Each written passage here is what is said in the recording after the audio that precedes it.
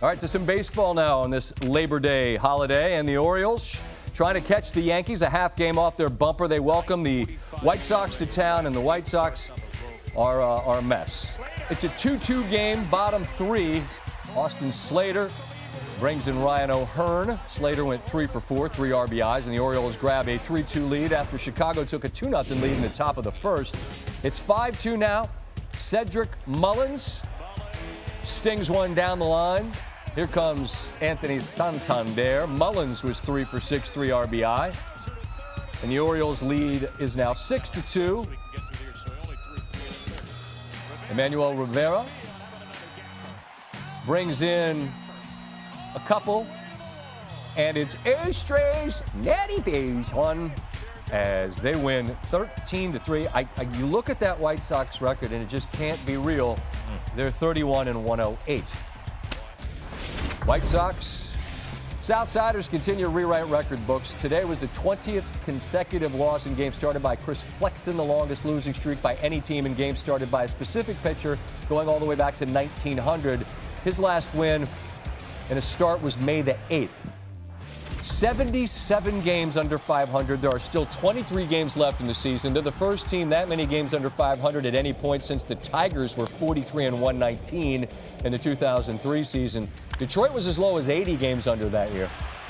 Steve, you have the White Sox season over, right? 59.5. Can they get there? Not going to get there. No. This is astounding. Since the All-Star break, they're 4-37. They're the first team with multiple 11-game losing streaks after the All-Star break since the Mets of 1962. They finished with a modern-era record of 120 losses. Sometimes you end up on a graphic with guys like this, you're like, it's a good thing. This is not one of those times. Chicago now responsible for 3 of the longest losing streaks this season, 14 straight, 21 straight, 11 straight. Third team in Major League history responsible for the top 3 losing streaks in a season, joining the 1899 Cleveland Spiders, who sucked. They lost 134, and then they were like, that's it, disbanded. Also, the Cincinnati Red Stockings, I don't know what was going on in 1876, but they apparently weren't so good. They were 9-56. Oh. So the Orioles get their win, and the Yankees are on the road taking on the reigning World Series champions. Jack Leiter, Anthony Volpe, head-to-head in the majors for the first time. They were teammates in high school. Volpe recorded the final out of Leiter's high school career in the New Jersey State Championship. That's cool. So is this.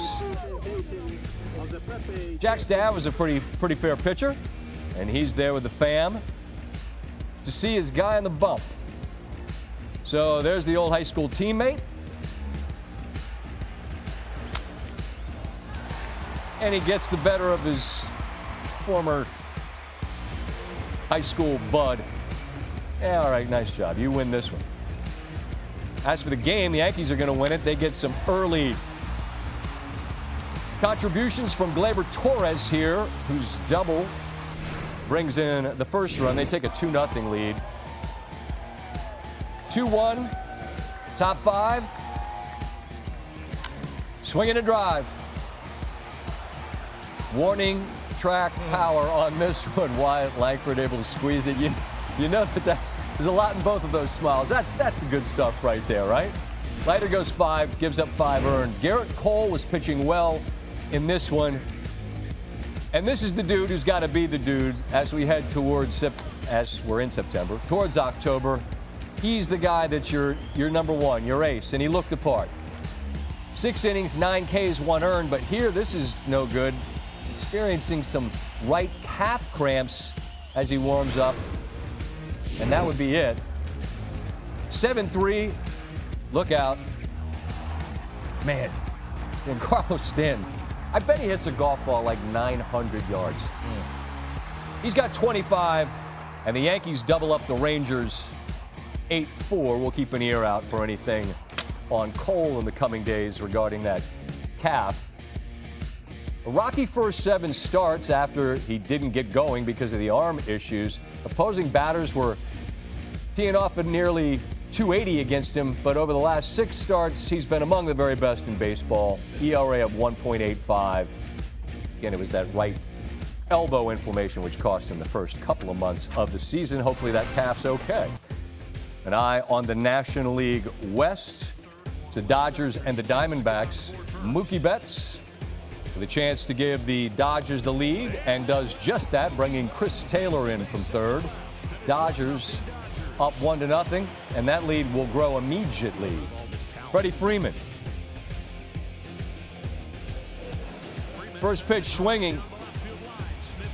If it's foul, it's a strike. It's fair, and it's a home run, and it's 3-0 Dodgers. Now to Shohei Ohtani, who is just, he's been incredible, but this year it feels like it's just another level. He's swiping bags. That's his 44th of the year, to the 7th in a 3-1 game. He's off and running, sliding in safely, 45 of the year. He's the third player in Major League history with 40 home runs and 45 steals in a season. And very next pitch, he's gone. That's 46. Second time in his career that he's stolen 3 in a game.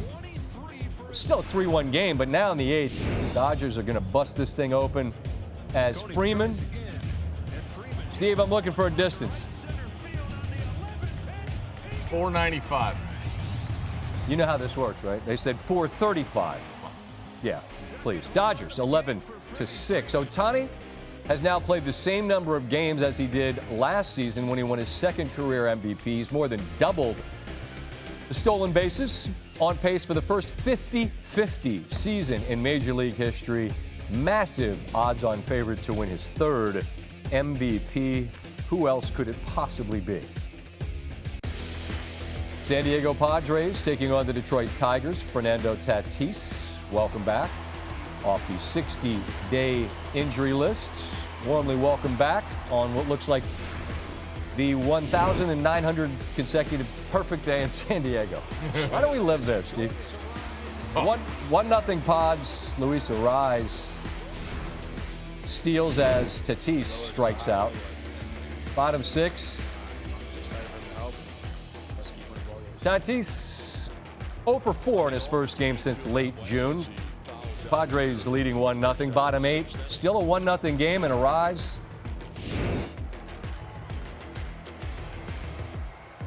Dangerous 0-2. That fastball, maybe he tried to waste one. Arraez isn't going to let it get past him. He knocks it into center field.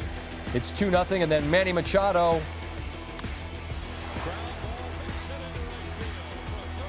serves that into right. And the Padres, I feel like they're a really dangerous team for the playoffs.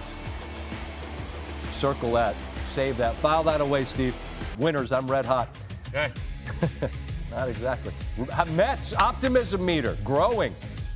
They got the Red Sox in town. You got the U.S. Open in town. You got Steph Curry in town. You got Francisco Lindor. Look, Ohtani's the MVP, but Lindor's been spectacular for the Mets this year. He's reached base safely in 31 consecutive games. That's the longest active streak in Major League Baseball. Brandon Nimmo over the head of Jarren Duran in center, who can't quite get there. Lindor is roaring around the bases. Going to be at the plate, and he's safe. Mets take the 2-1 lead. Bottom 4, it's 3-1. Lindor stings one into right, bringing in another. I think the big story with them is not just the winning, but the pitching. They continue to hold teams to a minimum of runs on a nightly basis as we are now into September. Braves off, Mets a half game behind Atlanta for the third and final wild card spot in the National League. 5 consecutive wins, a season-high 10 games over 500 for Carlos Mendoza's squad. David Peterson gets the ball tomorrow night. I believe he's 8-1 on the year.